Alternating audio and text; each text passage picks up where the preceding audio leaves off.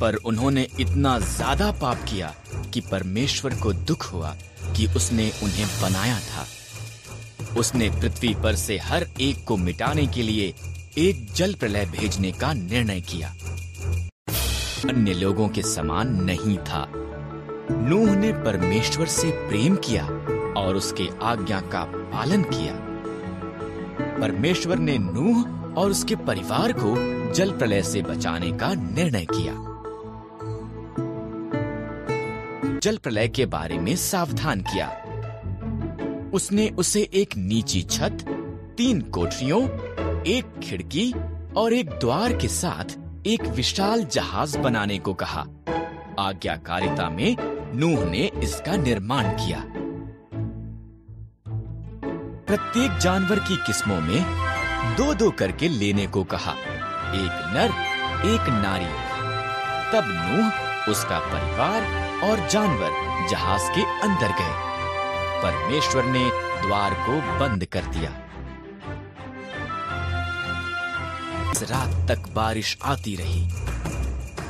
पानी आकाश से गिरा और समुद्रों और झीलों से भी ऊपर आया, यहाँ तक कि सबसे ऊंचे पहाड़ भी पानी में डूब गए।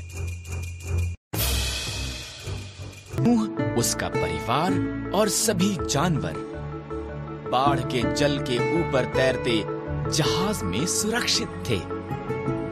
परमेश्वर एक पल के लिए भी नूह को भूला नहीं था। पानी सूखने लगा। जहाज अरारात पहाड़ पर ठहर गया। नूह ने एक कबूतरी को भेजा। जब वो वापस नहीं आई तो वो जान गया कि अब सब सुरक्षित थे।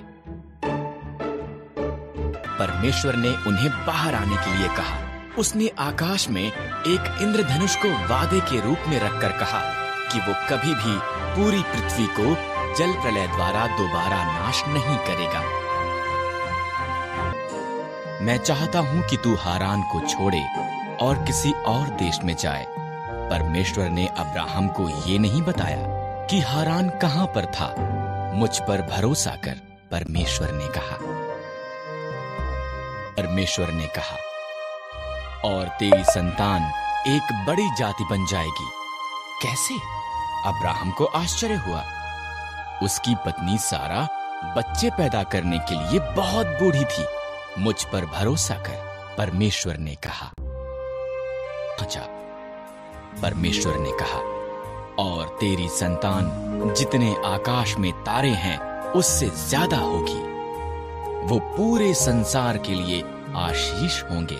मुझ पर भरोसा कर। भरोसा किया उसने सारा, उसके भतीजे लूत और सब कुछ जो उसका था उसे लिया। वो वहां गया जहां परमेश्वर ने उसे जाने के लिए कहा था। वो कनान के देश में गया। अब्राहम ने शकेम में डेरा लगाया। परमेश्वर उसको प्रकट हुआ। मैं ये भूमि तुझे और तेरी संतान को दूंगा, परमेश्वर ने कहा।